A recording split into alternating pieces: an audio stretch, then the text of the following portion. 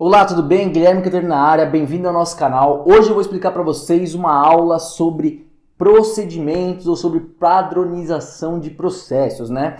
A gente sabe que hoje as empresas sofrem muito com excesso de documentação. Eu até brinco, né, que se a gente pegasse todos aqueles documentos da empresa, que são mais de 3 mil, às vezes, documentos, imagina você entregar 3 mil documentos para um funcionário. Primeiro, será que ele vai ler tudo? Segundo, será que ele vai realmente assegurar que ele está cumprindo aqueles procedimentos?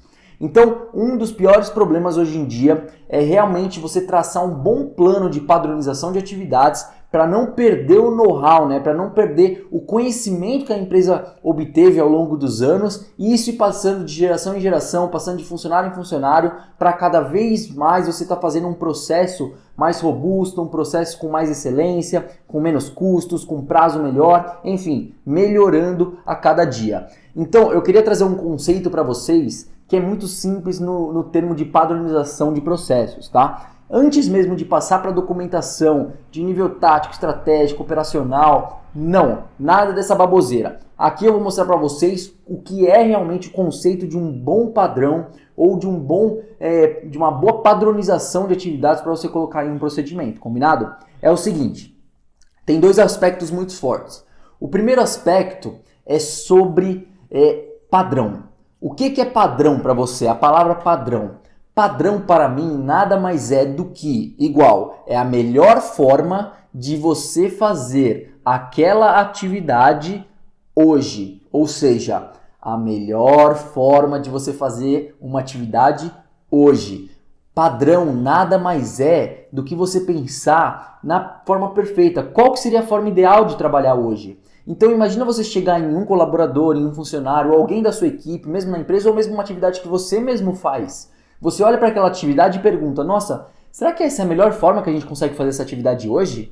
Com a tecnologia que a gente tem, enfim, com os aparelhos que a gente tem, com tudo que a gente tem em mãos? E aí deixe que o funcionário pense. Muitas das vezes, essa simples pergunta pode fazer falta na sua organização e fazendo falta essa pergunta na sua organização, você não motiva os funcionários a melhorar os processos deles. Então leve essa pergunta à sua equipe. Pessoal, essa é a melhor forma da gente fazer essa atividade mesmo? E aí deixe que a equipe fale a melhor forma de fazer, tá bom? Então padrão é a melhor forma de fazer. Padrão não significa coisas iguais. Padrão não significa padrão de cor, padrão de atividade. Esquece isso. Quando você fala em coisas iguais, a nossa mente já para ali, já se limita que tem que ser aquilo, e não é, tá? Padrão é uma forma de você incentivar as pessoas a sempre estar melhorando, combinado? Esse é o primeiro aspecto. O segundo aspecto, ele vem sobre um conceito implantado há poucos anos sobre gestão do conhecimento, né? O que acontece?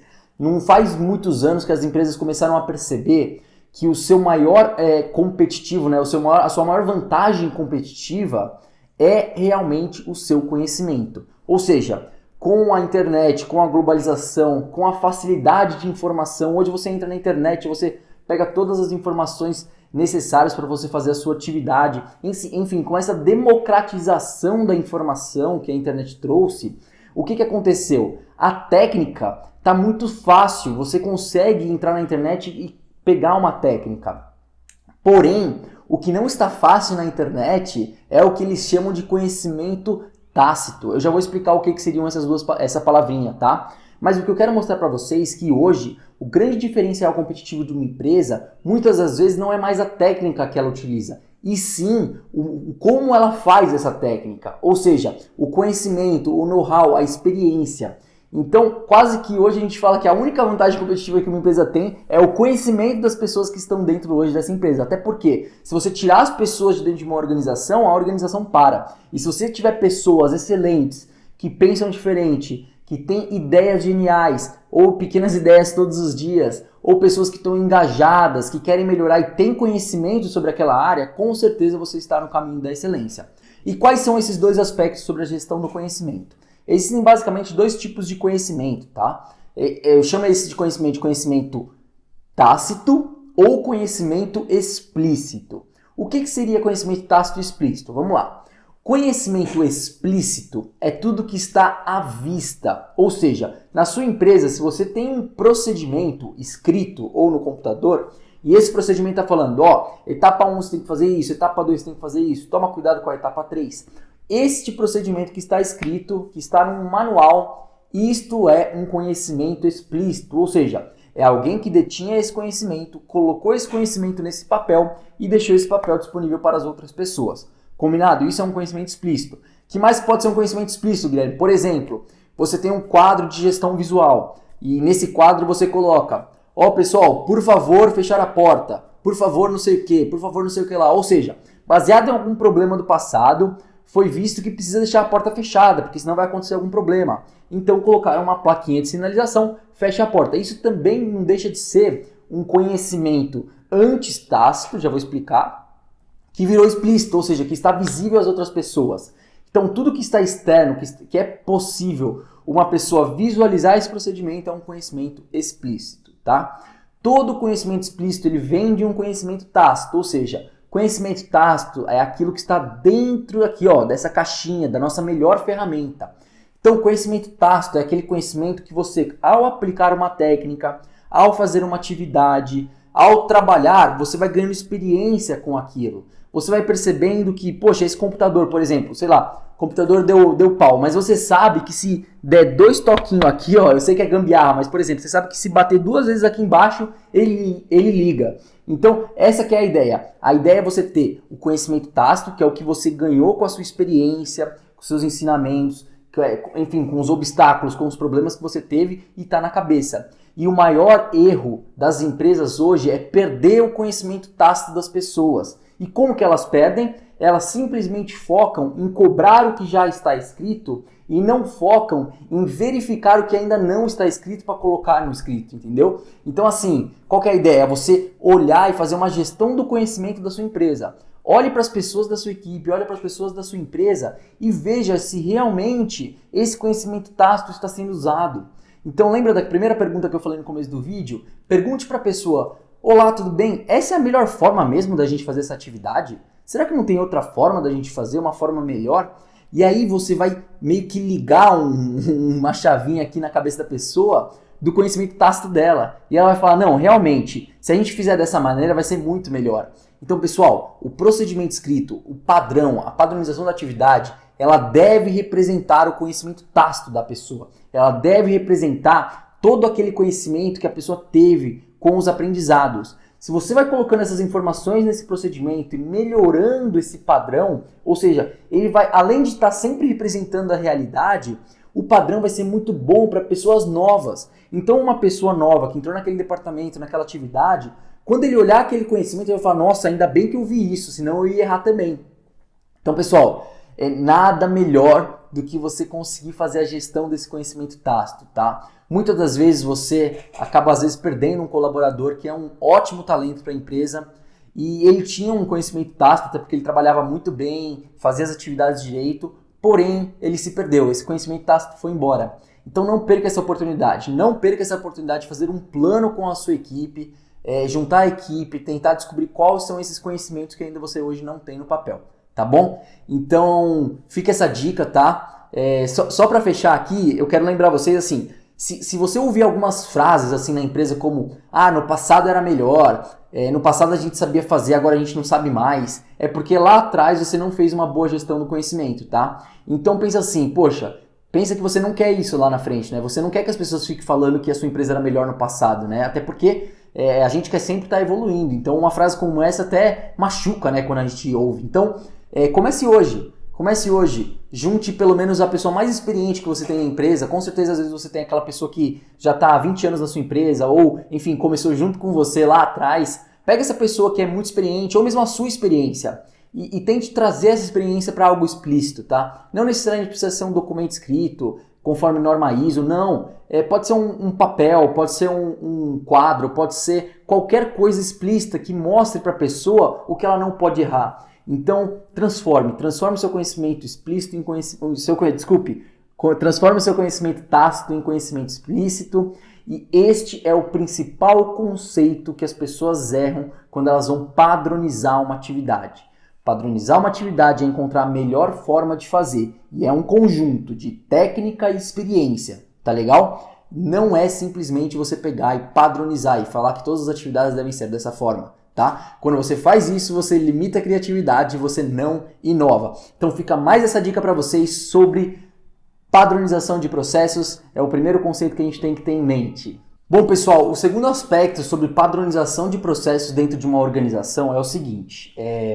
Legal, você já entendeu esse conceito de transformar conhecimento tácito em conhecimento explícito, já entendeu que o padrão é a melhor forma de trabalhar. E agora, Guilherme, como colocar isso em prática? Como realmente transformar o conhecimento das pessoas em um documento que seja fácil de organizar na empresa? Como eu criar uma estrutura para você de documentação, né, para manter esses procedimentos atualizados na empresa? É o seguinte, vamos lá.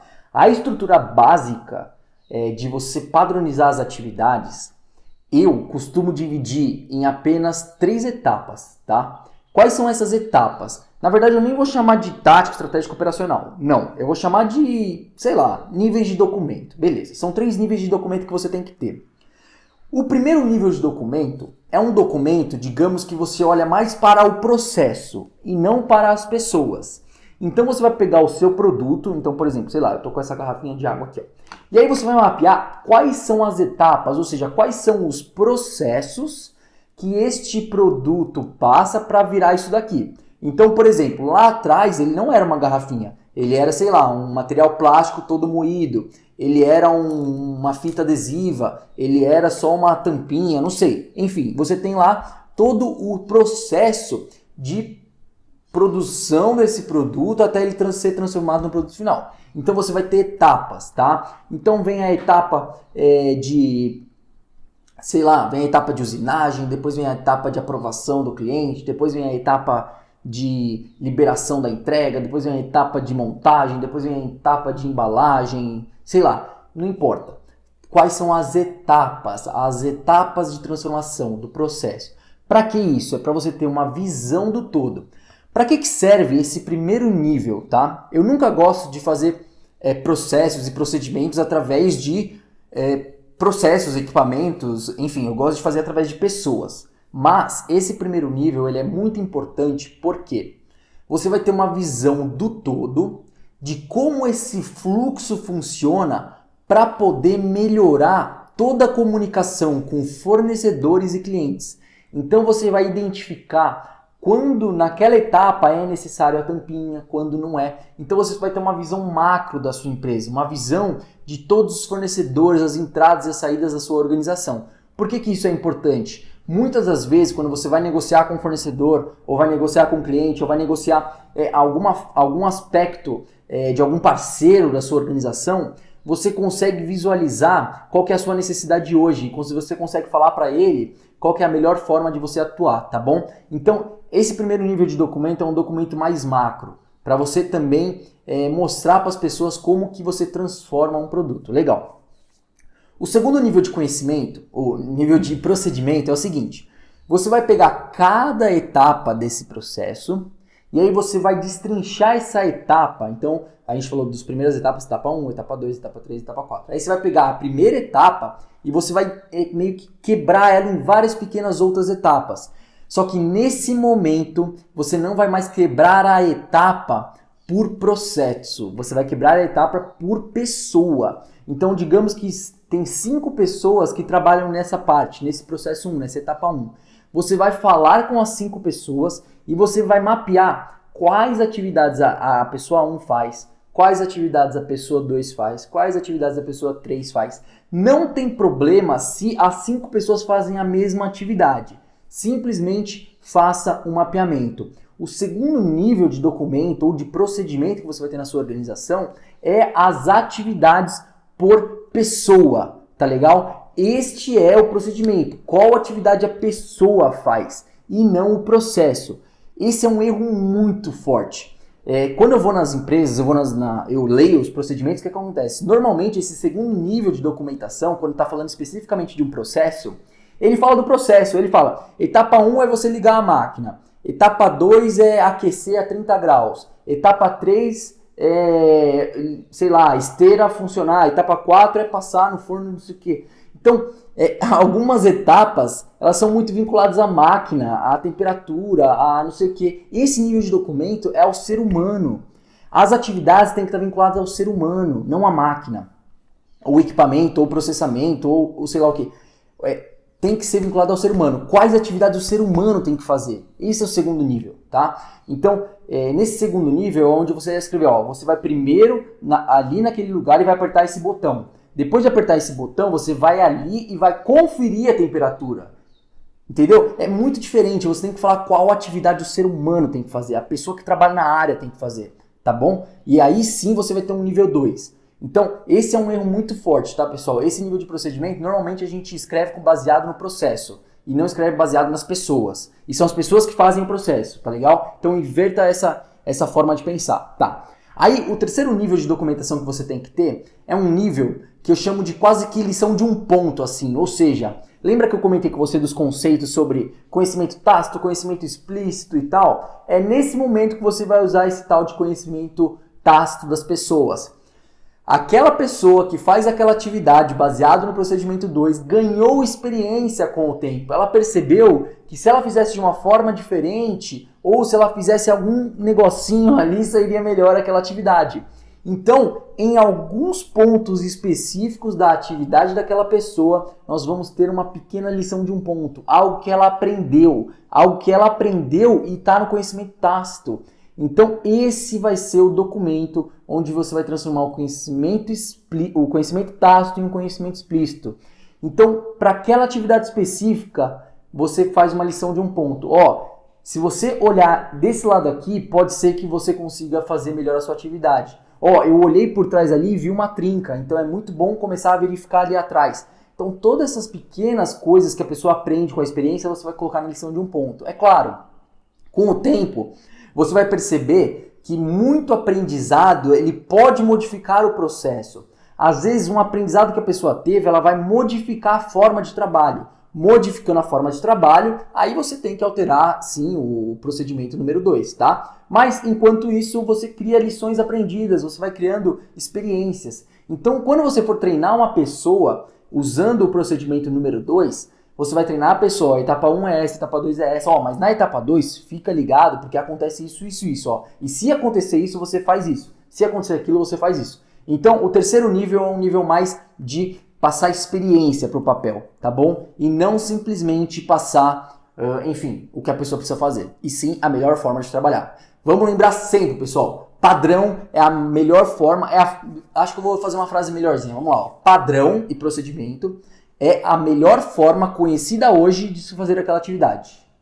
Melhor forma conhecida hoje de se fazer aquela atividade. Bom, é isso. Padrão é isso. E outra coisa, tem outro aspecto que eu esqueci muito nessa questão de padronização de atividades. Quando você fizer esse nível 2, você também vai coletar os tempos. Então, por exemplo, você vai coletar o tempo dessa pessoa 1 fazer aquela atividade. Você vai coletar o tempo da pessoa 2 fazer aquela atividade. Cara, quanto mais você conseguir isso, melhor para sua organização. Melhor mesmo. Qual que é? Você vai ver todas as atividades das 5 pessoas que você mapeou. E aí o que você vai fazer? Você vai colocar elas numa sequência. Você vai perceber que 1, 2 ou até 3 ou as 5, elas fazem atividades iguais. 2 fazem a mesma atividade, 3 fazem a mesma atividade. Tenta eliminar isso. O que você vai fazer? Você vai fazer uma lista, a sua receitinha de bolo de todas as atividades que tem que fazer. Aí o que você vai fazer? Você vai pegar o tempo. Qual é o tempo de fazer a primeira atividade? Tanto. Qual que é o tempo de fazer a segunda atividade? Tanto. Terceiro tempo, tanto. Aí você vai pegar todos esses tempos. Você vai somar lá e vai dar assim, 100 minutos. Poxa, legal. Beleza, eu tenho 100 minutos de atividades para poder fazer aquela etapa número 1. E você tem 5 pessoas trabalhando ali. Então o que você vai fazer? Você vai pegar essas 5 pessoas.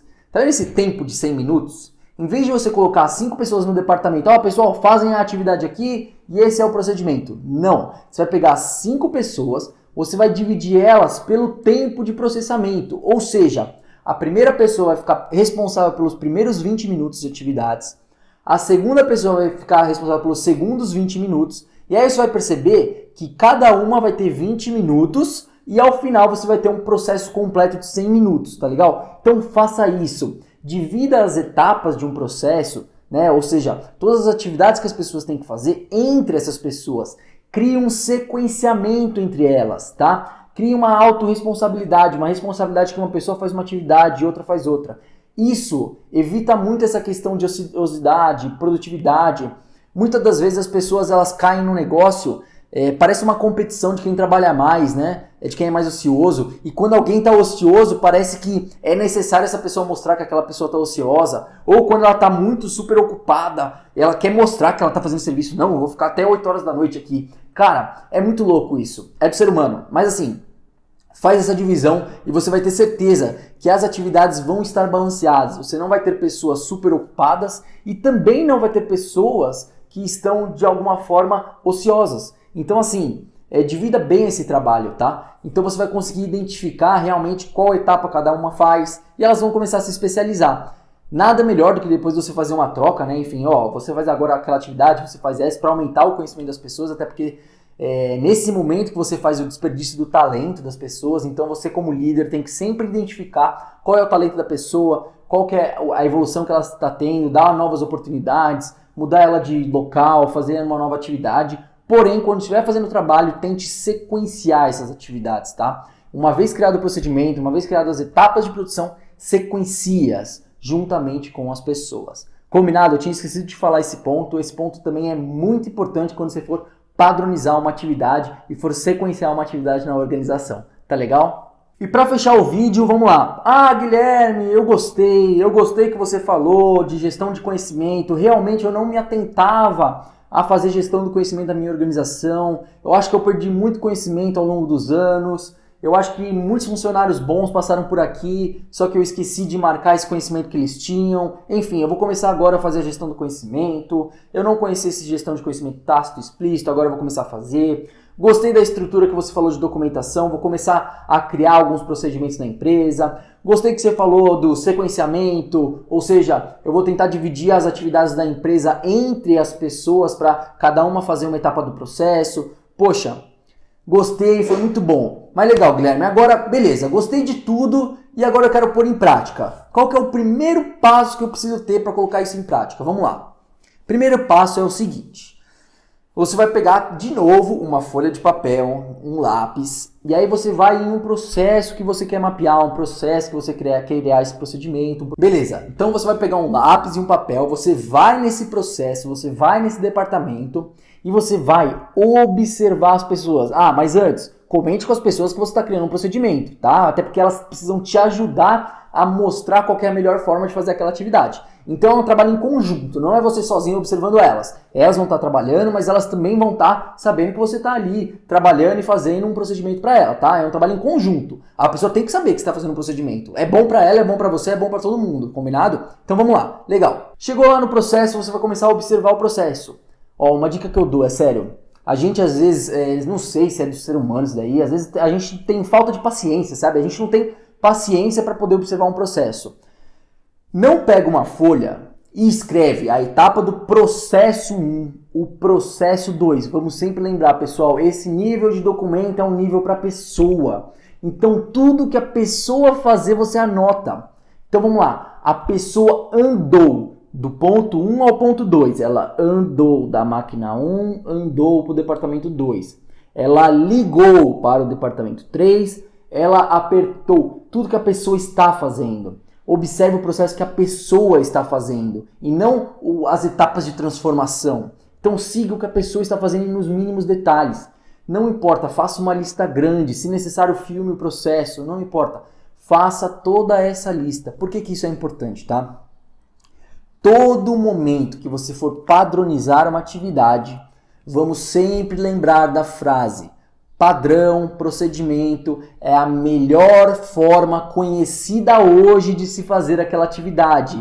Poxa, olhar para aquele papel, para todo aquele detalhe, para todo aquele processo, você olha para aquele procedimento, junta com a pessoa que fez esse processo e fala: nossa, será que esse é realmente a nossa melhor forma de trabalhar? Será que não daria para evitar isso daqui, evitar aquilo ali? Use o momento de padronizar uma atividade, de criar um procedimento para melhorar aquele processo.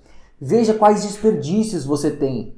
Veja quais movimentos ou quais atividades aquela pessoa está errando, ou não errando, mas está fazendo de uma forma que não deveria, que poderia ser melhor. Então sempre pergunte: poxa, esse procedimento poderia ser melhor? Esse processo poderia ser melhor? E aí você já começa um padrão diferente, você já começa uma atividade diferente. Então essa é a dica que eu dou. Mapeie... Ah, e outra, tenha muita paciência, tá, meu? É detalhe mesmo. Poxa, às vezes a gente faz um procedimento só pra, sei lá, ganhar a certificação, ganhar não sei o quê. Ah, faz um procedimento qualquer que só põe na gaveta e não usa pra nada. Poxa, vamos usar isso a nosso favor. Vamos usar isso pra ganhar dinheiro. Vamos usar isso pra colocar a empresa no trilho da excelência, né? Poxa, às vezes a gente fica tão, como dono, pensando como dono e como empresário, né? A gente fica tão preocupado em vender, em marketing, vendas, em quanto faturou, se vai faturar, quanto tem dinheiro em caixa, resultado de organização, que a gente esquece de quanto a gente gasta. E esses pequenos detalhes de quando a gente gasta, pode estar a nossa margem de lucro aí. Então, muitas das vezes, você fazendo uma atividade bem feita, fazendo uma atividade sem desperdício, tendo bons procedimentos, tendo pessoas engajadas que sempre estão pesquisando novas formas de trabalhar, estão sempre pesquisando como melhorar aquela atividade, às vezes é nesse momento que você ganha sua margem ali de 10%, de 15%, ou mesmo 5% que está faltando para você, né? Imagina 10% do seu resultado a mais por mês devido a falhas na organização. Então a minha preocupação aqui, às vezes, não é você vender mais, tá? E sim ganhar mais com o que você já vende. Então, sempre fique esperto nesses pequenos detalhes dessas atividades. Combinado? Então, basicamente, esse foi um resumão muito rápido sobre padronização de processos, sobre padronização de atividades, sobre procedimentos, sobre, enfim, níveis de procedimentos, sobre como você transformar conhecimento tácito em conhecimento explícito, enfim.